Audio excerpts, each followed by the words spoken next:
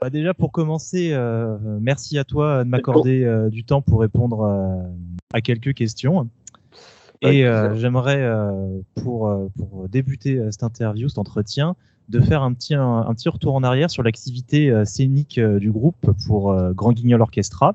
Est-ce que le public il a été suffisamment poussé dans ses retranchements? Est-ce que la volonté de trancher dans l'art avec les codes, elle a correspondu à tes attentes et à vos attentes? Je dirais que dans l'ensemble, oui, si tu veux, on est toujours limité par les moyens qu'on pourrait mettre en place. On voudrait toujours faire plus, que ce soit en termes de coûts, de moyens, en termes de salles, en termes de matos.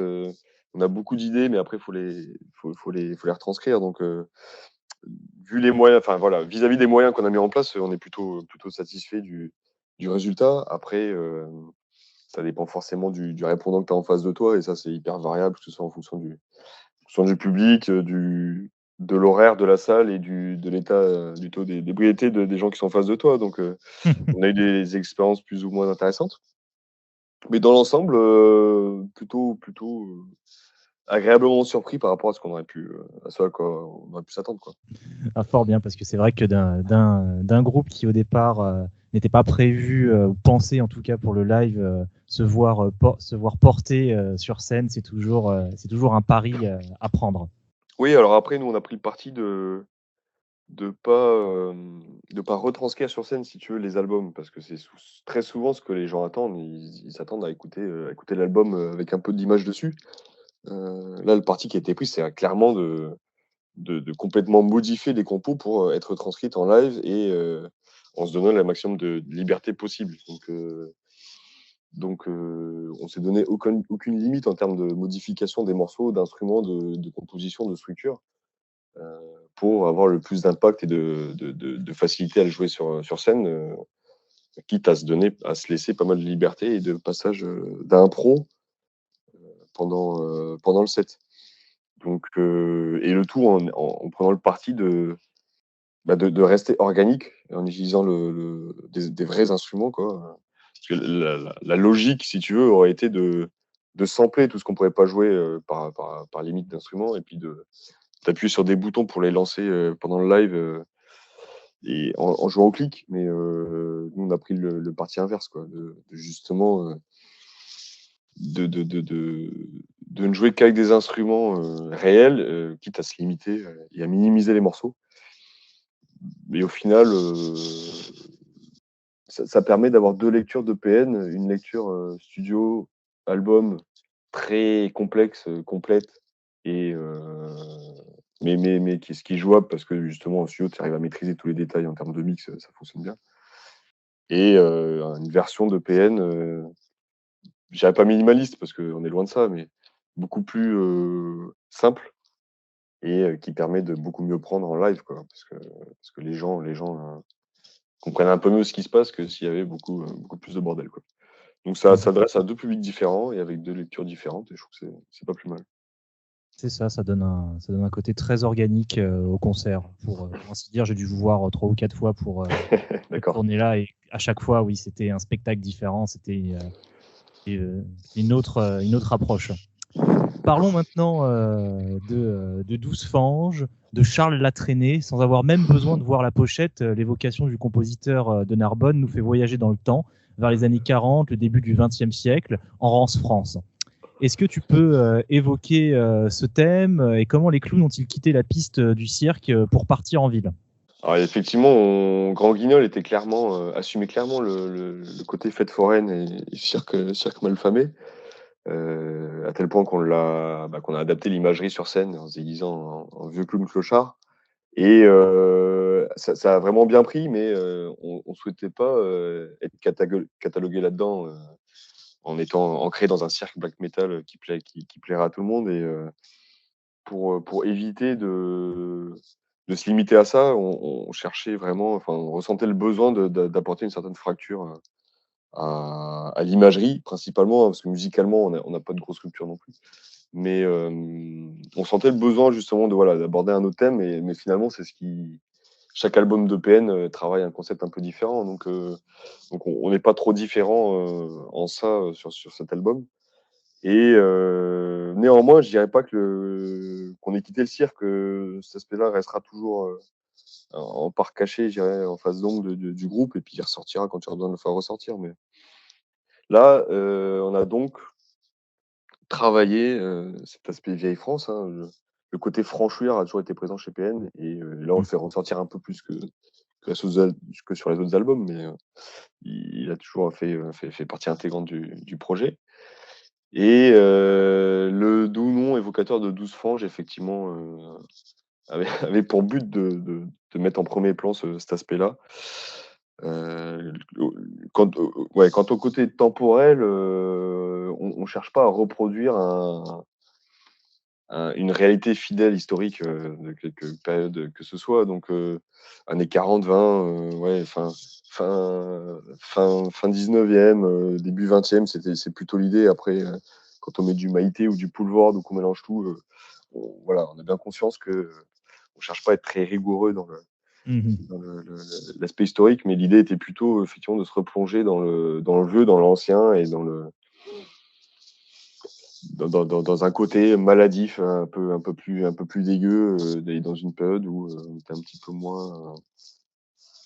petit peu moins consciencieux sur ce qui déborde, on va dire. Voilà. Bah, justement, c'est quelque chose qu'on abordera un peu plus tard. On est au 7e album du groupe et on retrouve dans 12 franges des clés musicales qui ont été amorcées au travers des précédents albums et qui ont trouvé leur convergence justement avec Grand Guignol Orchestra. Et est-ce que tu peux me dire à quand remonte la composition de ce dernier opus et est-ce que la composition elle a suivi la même ligne directrice que précédemment? Alors, je dirais qu'on s'inscrit comme tu dis, on est au 7e album, donc on s'inspire de tout ce qui a fonctionné ou qui a pas fonctionné sur les précédents, et puis on le développe. Donc en termes de méthode de travail, de gens avec lesquels on travaille, et les instrus, les process, on reste plutôt dans la même lignée. Par contre, la particularité pour 12 franches, ça a été le covid, hein, comme beaucoup de monde, et ça a permis de sauter, le côté, temporel, sauter la pression de la limite de temps, en fait, en se disant: «Putain, faut que je termine cet album parce que c'est pour entrer dans le planning». Là, on était plutôt dans, jusqu'à quand on peut le repousser pour éviter de tomber en plein trou noir covid et de pas pouvoir jouer live.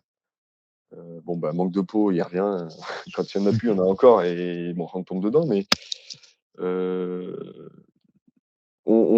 c'est hyper compliqué de s'arrêter, en fait. On a toujours envie de mieux faire, de reprendre, de refaire, et là, ça a été le cas avec 12 franges. On a vraiment poussé le truc à bout, mmh, sans voilà, en sautant cette limite temporelle, et ça a permis d'obtenir un produit fini sur lequel on n'a pas le regret, enfin, pour l'instant en tout cas, parce qu'effectivement avec du recul, peut-être que dans 6 mois, j'en aurai, mais on n'a pas le regret d'avoir fait les trucs un peu vite, et c'est hyper important pour un projet, innovant comme PN, puisque, bah, pour innover, il faut tester, faut tâtonner, il faut avancer dans un endroit, reculer, revenir derrière, bosser, 3 jours sur un truc pour finalement le mettre à la poubelle, et tout ça, c'est du temps, c'est que du temps en fait. Enfin, de l'énergie, mais c'est surtout du temps.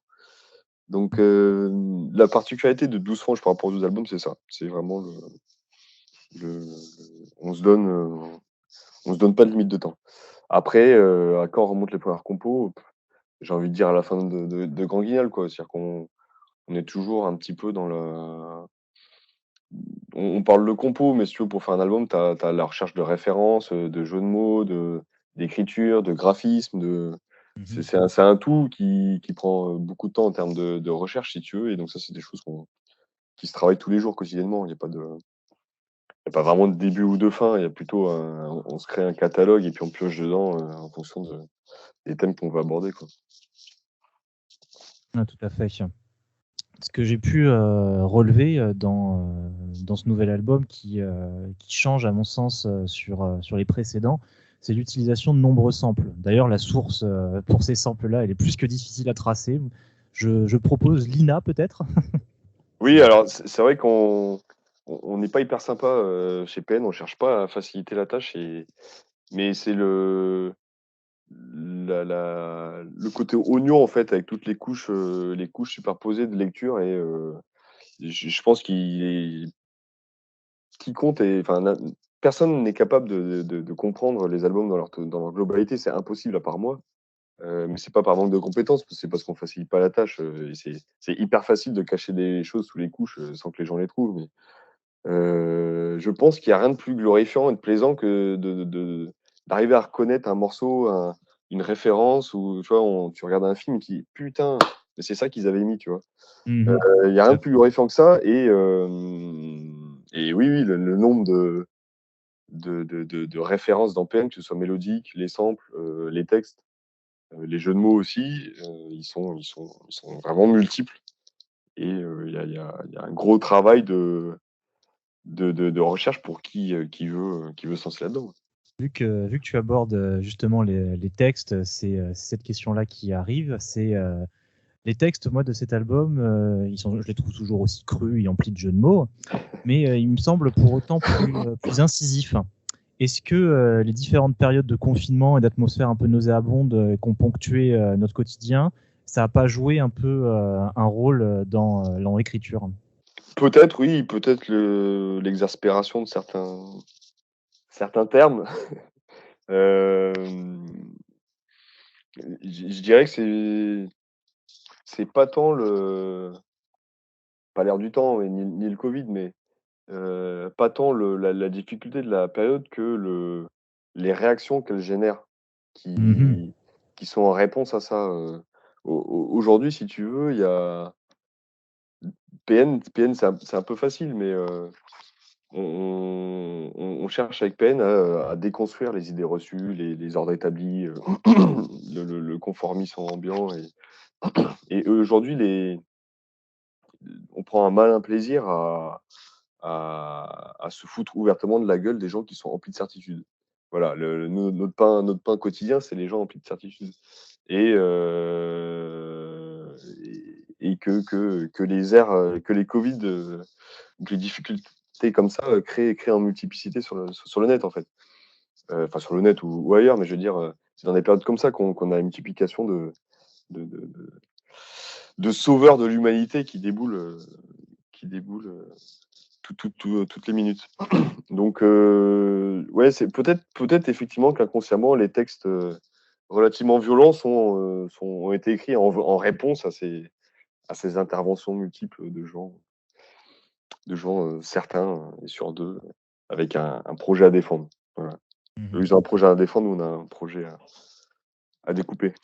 Le grand détournement de chansons telles que la danse hongroise de Brahms sur le titre Fin des fins, ou encore la valse numéro 2 de Stokowicz, ou alors Mon amant de Saint-Jean de Lucienne Delisle sur Gnôle Torgnol, ça fait directement écho à la reprise du thème des temps modernes sur le précédent album, par exemple. Est-ce qu'il y a une volonté en fait d'inscription dans l'époque quand ces thèmes-là ils sont choisis, ou c'est simplement un clin d'œil malicieux? Non, encore une fois, il y a pas vraiment de recherche temporelle. On cherche pas à s'inscrire dans un dans un dans une enveloppe de temps, prédéfinie. Par contre, c'est plus, soit un hommage, soit un petit challenge, en fait, hein, de se dire, comment on va réussir à tourner ça pour que ça passe crème dans un PN. Heu et c'est vrai que dans 12 francs, il y a quand même le nombre de références a vraiment, explosé de manière exponentielle par rapport aux précédents, albums. Il y en avait quand même il y a un peu plus que les temps modernes ou Paul de Lune sur Grand Guignol en termes de reprise de mélodie, si je peux appeler ça comme ça, ou d'appropriation de mélodie. Là, il y en a vraiment beaucoup, beaucoup, beaucoup plus dans 12 franges. Et pareil, je pense c'est un peu comme un jeu, quoi. C'est-à-dire que les gens, je pense qu'il y a énormément qui vont être frustrés de se dire: «Putain, je connais ça, mais c'est quoi ce truc-là?» heu, voilà, c'est à la fois un hommage, le plaisir de redécouper, de faire un jeu de puzzle pour l'inscrire dans un morceau plus global. Et ça devient finalement un rituel dans PN. Parce qu'il y en avait, à part Vacuum et Grotesque, je pense que si, même dans si, non, mais en fait, il y a que dans Vacuum où ça a pas été, dans tous les albums à part Vacuum, on a ce jeu d'incorporation d'éléments extérieurs dans les compos de PN. J'aimerais aborder maintenant tout ce qui va être la partie visuelle de PN. Et ici, si je ne m'abuse, c'est votre 4e collaboration avec le graphiste illustrateur Cam Roidera. Comment c'est né cette collaboration et comment ça se passe le pitch du thème de l'album pour qu'il puisse retranscrire en images la musique? Oui, donc c'est bien la quatrième collaboration et je parlais tout à l'heure des rituels qu'on a en fait en fonction des gens avec lesquels dont on s'encadre. Cam en fait partie, il fait partie intégrante du groupe. C'est un pilier, même si il est là qu'une fois par album et il travaille qu'une fois avec nous par album. Il fait partie intégrante du projet maintenant. On a nos habitudes de travail, on se connaît par cœur. On il sait quelle liberté il a pour créer, moi je sais quoi attendre de lui et je sais qu'il arrivera à me surprendre à chaque fois. On fonctionne un peu en ping-pong si tu veux. Moi je lui donne, comme tu disais pitch, effectivement c'est ça, les directives, la direction, les inspirations, qu'est-ce que je souhaiterais, mettre en avant ou pas. Des jeux de mots, et ce que je lui donne ça va de la généralité au détail, tu vois? Il y a des petits détails que je veux faire apparaître, parce qu'ils sont importants pour moi ou pour la compo ou pour le concept. Et lui il ingère ça et il en ressort, des trucs totalement fous, barrés. Il bosse dessus comme un dingue, il prend un malin plaisir à travailler dessus et ce qui fait que ça déborde, c'est débordant d'idées, de créativité. Et moi je remets une couche derrière une fois qu'il m'a envoyé, j'en rajoute des tonnes, ça fait voilà, ça fait écho chez moi à plusieurs autres trucs et on a un jeu de ping-pong comme ça qui permet de une fois qu'il y a plus de place, dans le livret, bah, qu'on a terminé quoi. Je pense qu'on s'arrête à comme la musique, on s'arrête à, il y a plus de place, on arrête. On peut plus en rajouter, c'est que c'est la fin. Comment est née notre collaboration? C'est, bah, finalement, ça a été par l'intermédiaire des acteurs de l'ombre. C'est Gérald, hein, qui nous a mis encore en contact et le feeling est passé vraiment très vite pour arriver à un 12 franges qui est vraiment, en termes de graphisme, extraordinaire à mon sens. C'est vraiment un objet Je, à part en plus, et un accompagnement indispensable à la musique, quoi. je confirme, hein, j'ai pris un grand plaisir à feuilleter le livret, à regarder toutes les petites références, tous les petits trucs qui sont mis, comme justement par exemple le rappel aux fabricants des pompes à merde vacuum. C'était quand même très fort celui-là. Ouais, il fallait qu'on le fasse, ouais. Il fallait qu'on le fasse. Avec le petit lampadaire, en fond, voilà, c'était C'est ça. Quelques dernières questions pour terminer cet entretien. D'abord, on s'éloigne un petit peu de PN, mais c'est quand même un sujet qui est relié, c'est le sujet des chants du hasard. Est-ce que tu peux nous parler plus en détail de ton rôle dans ce projet et est-ce qu'on peut savoir si c'est un projet qui restera uniquement en studio ou tout comme PN, est-ce qu'il verra un jour le jour sur les planches? alors les Chants du hasard, c'est un projet auquel j'interviens, très ponctuellement en tant que guest, on va dire. Au chant, il est porté par Hazard qui est un avec qui, on avait partagé les planches, et les studios de répète, dans Way to End et avec lequel j'ai fait trois albums, il me semble. Qui est un groupe de black metal complètement, encore plus difficile d'accès que PN, je dirais. Bah, Hazard a partagé quelques dates avec nous, à la guitare dans PN. Je pense 4-5 dates, je pense en tout. Pour aujourd'hui, bah, sortir de cette démarche-là, puis, pour des raisons géographiques, on va dire, hein, des choix de vie. Mais du coup, on collabore encore un peu à distance, sur ce projet-là qui mène lui, quasiment seul, hein. C'est pour les gens qui connaissent pas, c'est un projet, je dirais d'orchestre en fait, mais vraiment, composé dans le détail avec des règles d'harmonie, très poussées. Voilà, c'est son de manière un peu autiste en fait, c'est quelque chose qu'il aime développer. Donc moi j'y participe uniquement en posant un peu de chant, à l'occasion et par contre à répondre, à sa place sur le fait de ou non heu, que ce projet doive prendre vie sur scène ou pas, j'en ai strictement aucune idée. Je pense que matériellement ça va être très compliqué, parce qu'on parle pas de musique de chambre, on parle vraiment d'orchestre complet et pour avoir un vrai impact, il faut avoir des moyens, démentiels. Mais je veux pas répondre, et prendre prendre, parole à sa place, là, il faut peut-être lui poser directement la question. Très bien, c'était la curiosité. Une question un peu plus légère pour terminer.